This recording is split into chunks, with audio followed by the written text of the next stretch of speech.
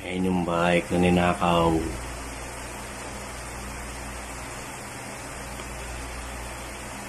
At ito si Saddam. Sa buwat.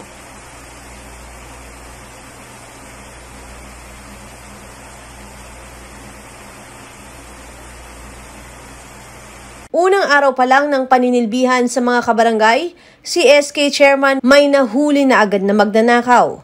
Nitong 19 ng Nobyembre, inireport ng isang taga-barangay Oranbo na ninakaw umano ang kanyang bisikleta. Dahil dito, nireview ang CCTV footage upang makita ang suspect. Nangyari po ito noong November 19 po sa oras ng maipark po ng ating biktima ang kanyang bisikleta sa ganap na oras po na 11:30 AM.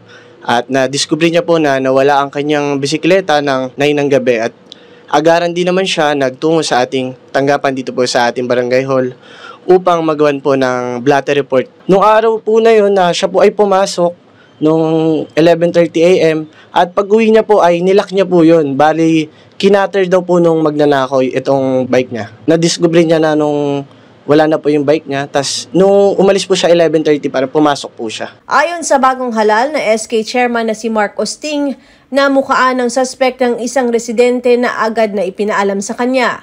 Ang chairman, hindi na nag-atubiling lapitan ng suspect at imbitahan ito sa barangay. Una, chinek ko rin muna yung CCTV footage ng nangyari upang mamukaan din natin ng suspect po dito. At kasalukuyan po ako naglalaro ng basketball noon nung may concerned citizen po na lumapit sa atin. Nagsumbong po siya na namukaan niya nga po ang suspect. Inaksyonan po natin agad at nilapitan po natin at tinanong po at inimbitahan po natin siya dito sa aming barangay upang sumailalim po sa katanungan. Ang salarin dayo mula sa Bulante, Barangay Pinagbuhatan. Nabatid na makailang beses nang nasangkot sa insidente ng nakawan sa Oranbo.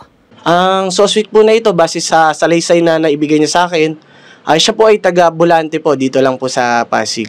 Dayo lang din po. Yung suspect po natin ay hindi po siya naging madalas dito. Siya po ay meron lang kaibigan na pinuntahan to. So, bagong laya lang din po kasi yung kaibigan niya dito. So, napadayo lang din. Base sa salaysay din na naibigay niya sa akin ay nagawa niya ito sa ilalim ng pinagbabawal na gamot sa droga rin. At nag-confess din po siya sa mga iilang nakawan din po dito. Ay sangkot din po siya sa nangyari yun. Kaya kami po, ako ay personal na natutuwa na nahuli ko po ang ating magnanakaw dito po sa ating barangay. Di lang po tayo nakakatulong sa kabataan, bukod sa kabataan ay kaya rin pala natin matulungan ang ating barangay. At na i-turn over ko naman po sa ating kapulisan na naka-duty ng araw na yun, si Police Patrolman na Alexander Kadut po, at sa tulong na rin po ni Kagawad Mary Grace po din po. Kamakailan lang din, nagkaroon ng nakawan dito po sa Hillcrest po, dito sa Hillcrest Circle. Nung gabi rin po ng eleksyon, nabalitaan din po na may nakawan at mapapalo po natin yan kung may kinalaman din po siya doon sa nakawan din po doon. Bilang elected official din po, it is my duties and responsibility po na maging secure at maayos po ang aming komunidad. Bili ni Osting na maging alerto ang mga kabarangay at huwag mag-alinlang i-report sa kanila kung may kahina-hinalang pangyayari sa lugar. Binigyan din niya na walang puwang sa kanilang barangay ang mga kawatan at mga masasamang loob. Maging alisto po tayo at huwag po tayong magdalawang isip na lumapit po sa ating barangay. 24/7 naman po bukas itong barangay hall namin. Dumiretso lang po kayo, huwag po kayong mag-alala. Tutulungan po kayo ng mga otoridad na nandito. Sa mga magtatangkahong lumapit, wala na ho kayong puwang dito po sa Barangay Oranbo. Nakapag-ikot na po kami, nagdagdag po kami ng seguridad dito po sa aming barangay. Bilang criminology student din po dito sa Arellano University ay katungkulan ko rin po magbigay ng seguridad dito po sa ating paligid. Nais ko lang din po pasalamatan ng aming butihing kapitan, Kapitan Richard Puwa, sa ginawa niyang koordinasyon po sa akin noong araw na iyon.